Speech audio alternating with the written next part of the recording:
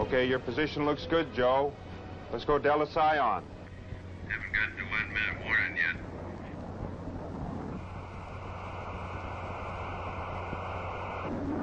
One minute. Delta Psi.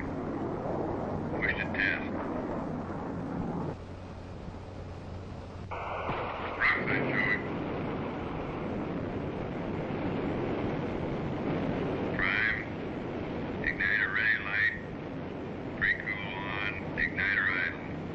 20 seconds to launch. Everything checks here. Your position is good, Joe. Pump idle. Good pump. Good igniter. Ready to launch now. Good light.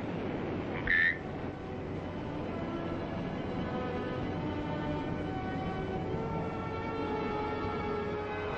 This is the X-15 research aircraft, designed to investigate the problems of manned flight in a near-space environment. Altitudes up to 50 miles, speeds up to Mach 6. High-speed aerodynamics, aerodynamic heating, structural design, aircraft stability, and control in space and re-entry. This was the kind of information it was to provide, and provided it did. Here's the story. 57,000 pounds of thrust with a throttle attached. No engine like this had ever existed before, but Thiokol built one for the X-15.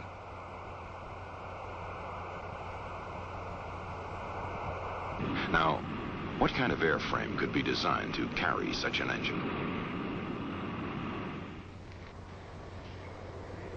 The X-15 was designed and built to take the stresses encountered at hypersonic speeds, to go to extreme high altitude and to beat the heat, survive the extreme high temperatures that build up on the wing, fuselage, and tail during the re-entry to the Earth's atmosphere. The engineering research contribution we made at North American Aviation to the X-15 project was to take NASA's proposal to build this aircraft and to find out how they could be met. Harrison Storms. He was in charge of the X-15 program at North American Aviation. The X-15 and its B-52 launch aircraft were ready. North American test pilot Scott Crossfield was ready. Step by step, the X-15 research project had moved to this important event. Now, the first of 3 X-15s was about to begin a series of test flights. The schedule called for an orderly progression of tests. In the first flights, the X-15 would remain attached to the B-52. Then a glide flight would be tried. Only then would powered flight be attempted.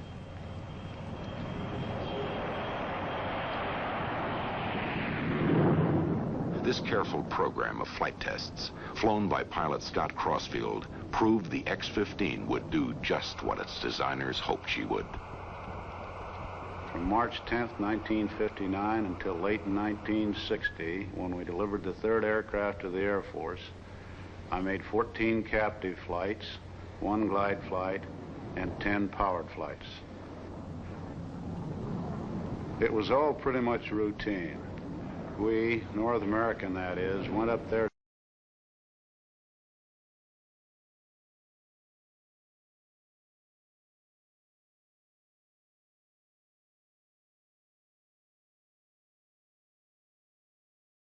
to check out the aircraft.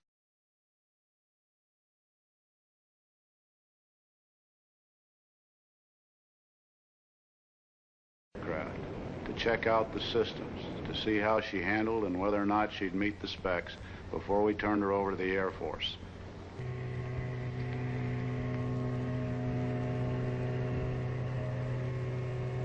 The pilot also goes through what is called trouble school, where failure of one or more of the X-15's major systems is simulated.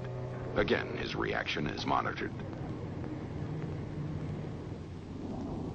Each pilot gets further practice by making a number of flights in a modified F-104 aircraft. He flies over his upcoming X-15 flight course to establish geographic checkpoints and key altitudes in the landing pattern.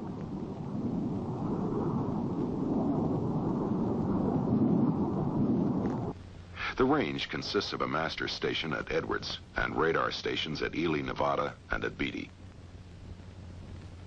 The flight corridor is 50 miles wide, and it contains a number of dry lake beds where emergency landings can be made. Two kinds of powered flights are made over the high range. One, a ballistic type, high-altitude run up to and even above 250,000 feet. And two, a high-speed run made at a lower altitude, usually 60 to 70,000 feet.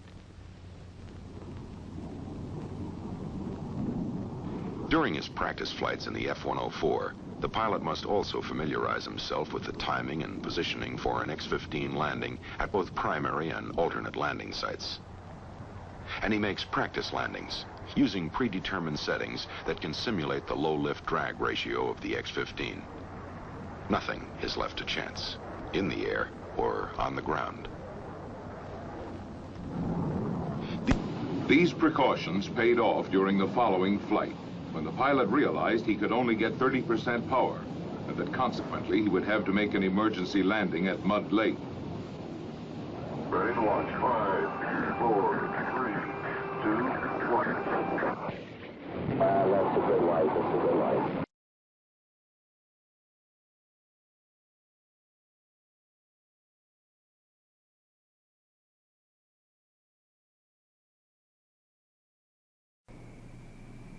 On a hot day, more than 12,000 feet of runway is required to achieve liftoff at 170 to 180 knots. Snugly tucked in the X-15 cockpit, the pilot is no doubt recalling the good old days before wing mounting, when he had to squeeze into the cockpit down through the bomb bay.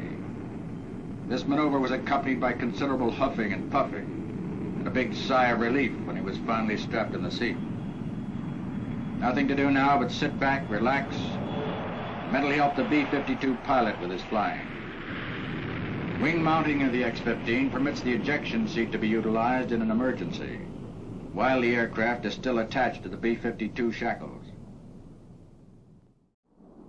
Launch checks continue as the pilot tests the attitude control rocket. The high-altitude control system used when the X-15 is on an altitude flight profile above the usable atmosphere.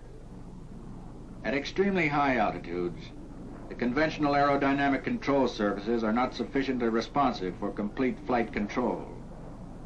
So attitude control rockets are necessary. Pitch and yaw rockets are located in the nose.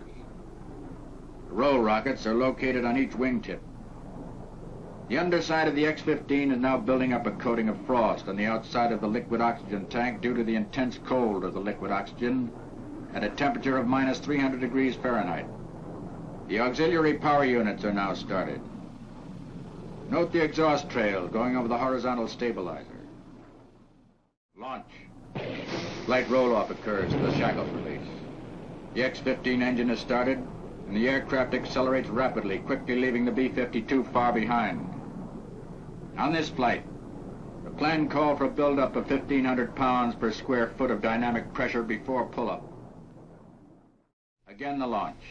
Photographed by X-15 camera number 1. Note the rapid acceleration as the aircraft drops away from the B-52, and the steep climb-out angle.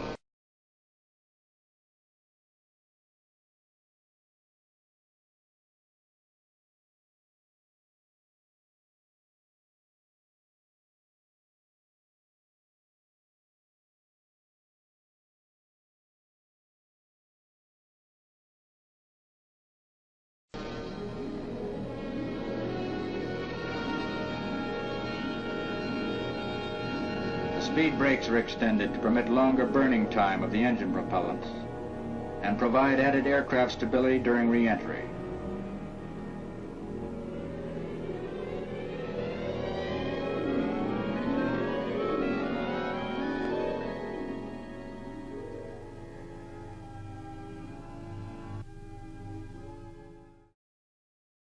Peak altitude of 317,000 feet planned for this flight is now achieved.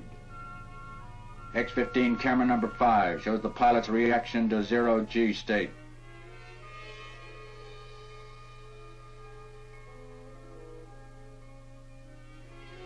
Camera number 6 shows the control panel and the weightless condition. Note the pages on the pilot's flight checklist. planned peak altitude accomplished, the aircraft starts on the downhill side of the parabola. As the descent angle increases, the horizon gradually disappears out of the picture.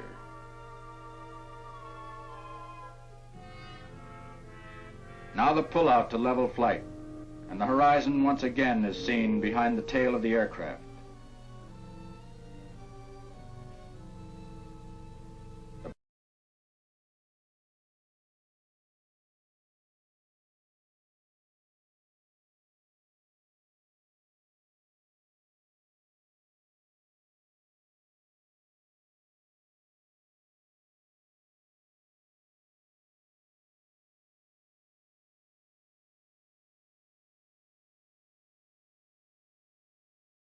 The pilot banks the X-15 to visually judge for himself the landing site relative to his position. The speed brakes close and the pilot guides the aircraft into an approach pattern for a landing on Rogers Dry Lake.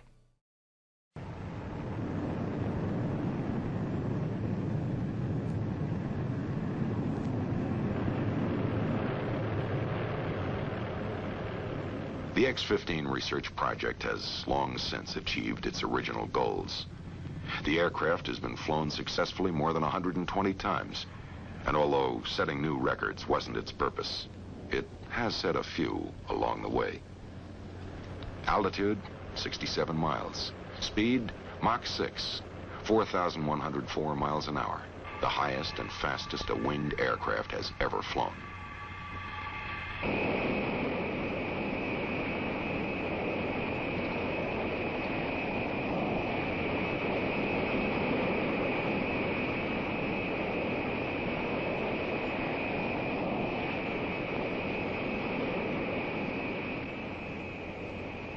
Today, the X-15 moves on to further accomplishment. But now the Thoroughbred has become a workhorse, carrying a heavy payload of instruments, undertaking studies of the near-space environment possible before only with unmanned satellite and rocket-borne probes.